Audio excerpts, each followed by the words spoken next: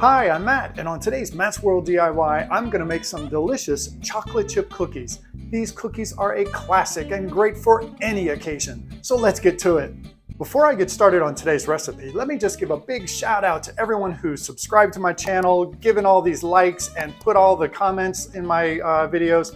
I really appreciate it. So let's get to this recipe. So in a medium-sized bowl, we're going to combine our flour, our baking soda, and our salt. We need 2 1/4 cups of flour, or 270 grams in our bowl. Oh, helps if I turn on the scale. 270 grams. Let's get to it. Now, you may ask, why is he using a scale? Oh, I hate this. We're not in Europe. Let me tell you this.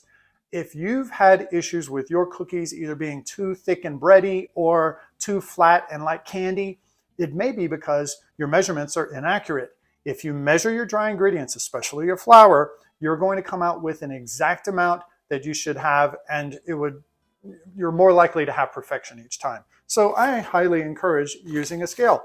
I used to not use a scale, and my recipes would sometimes come out great, sometimes they would be a flop. So this is a better insurance policy, so to speak, to have a perfect bake each time. We also need 3/4 teaspoon of baking soda. 1, 2, 3.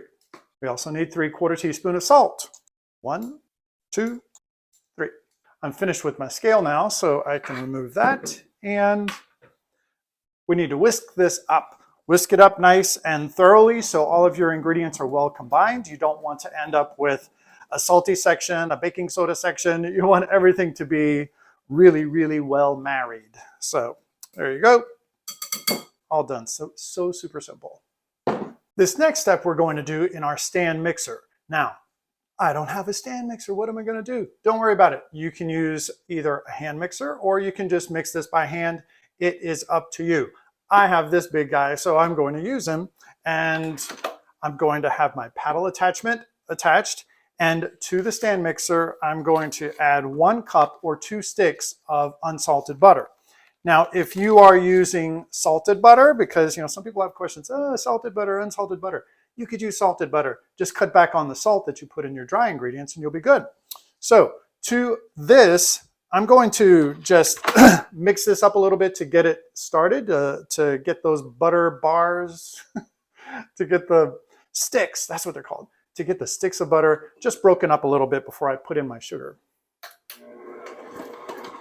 So I'm just mixing this on low just for a little while. And then you may find, hey, when I'm mixing it on low, it's just all sticking to the center onto the paddle. Well, if that's the case, kick it up a little bit and it'll separate it a little bit better for you. And that's good. That's all we had to do. And look at that, it's on the paddle. So I'm gonna take and push it off. Okay. So we have that, and it looks fine in the bowl. It's not all on the edges, so it's okay. Now, to my butter, I'm going to add 3/4 cup of brown sugar. I'm adding light brown sugar. You could use dark brown if you wanted. And also 3/4 cup of granulated white sugar. Okay? And mix this, and here's the deal. You really want to get this so well combined and nice and creamy. It will be light and fluffy, but it's going to take about 5 minutes. So you think, 5 minutes of mixing? Yes, 5 minutes of mixing. And you'll see the results when we get finished. So I'm starting at low just so I don't have a sugar disaster on my hands.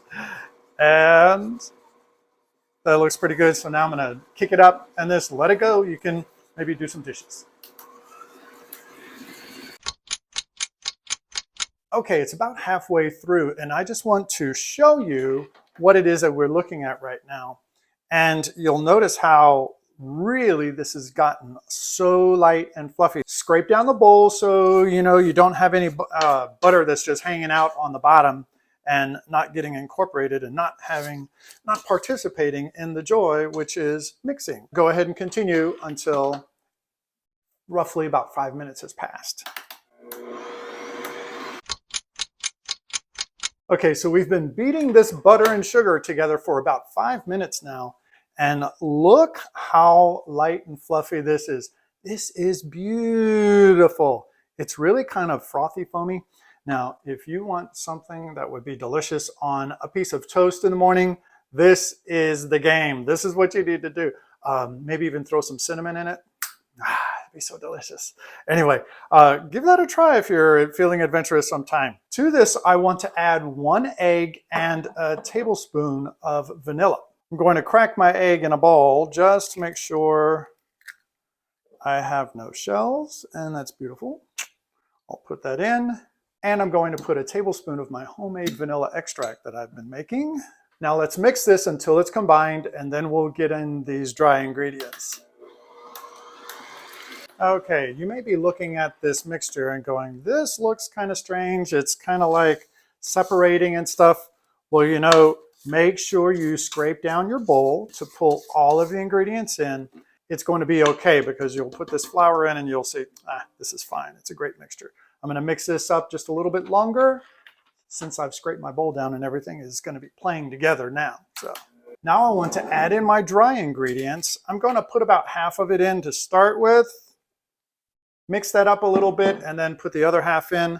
Not mixing too much because I don't want to activate that gluten and have a tough cookie.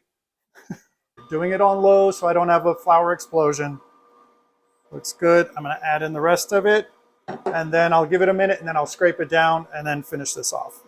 So our flour mixture is just combined. That's great. Now I want to add in 1.5 cups of chocolate chips. And guys, let me ask you this. I have quite a few cookie recipes on my cookie playlist. But if you have a cookie idea you would like to see me create, go ahead and put that in the description or put that in your comments below.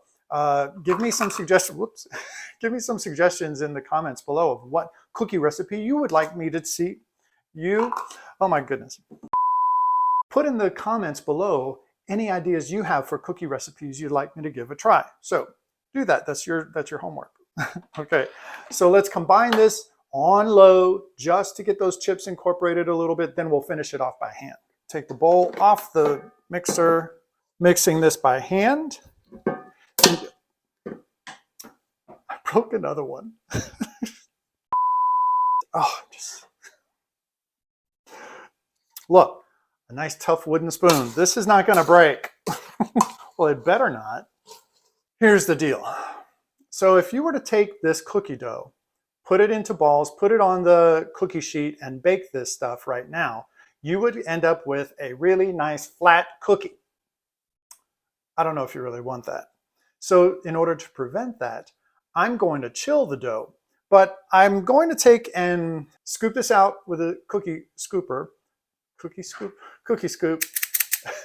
put it on a tray, put it in the freezer for about 30 minutes and let that get nice and solid.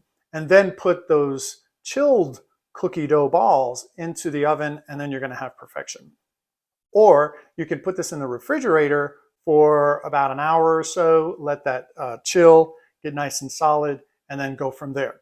Here we are, we're going to scoop out some of this cookie dough, and I'm just scooping it. It's about 1.5 tablespoons of cookie dough, and I just love using the scooper. You get nice, consistent size dollops, balls, bundles of joy scooped out onto your tray using this. Can you use a tablespoon or 2 tablespoons and do this? Absolutely, I did that for years. Now this is going to make quite a few cookies, and I don't want to make all of these cookies at one time. So I am going to scoop these out, put them in the freezer for a little bit, then put them into the oven. The remainder of it, I'm just going to scoop it out into balls, put it in the freezer, and then when they solidify, I can put them in baggies and then stick them in the freezer and they'll keep in there for months. And then I can just have cookies on demand.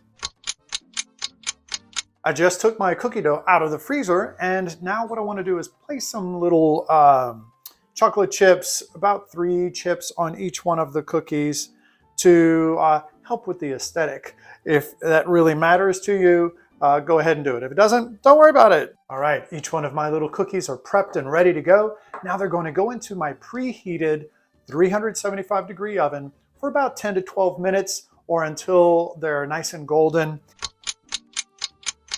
These cookies came out great. They're not flat like candy or anything like that. They've got a little bit of body to them. What I'm going to do is set them here to cool for about 5 to 10 minutes on the tray, and then I'll transfer them to the cooling rack.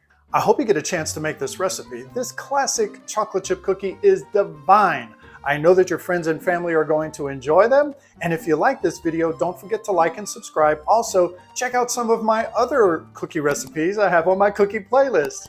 I'll see you next time.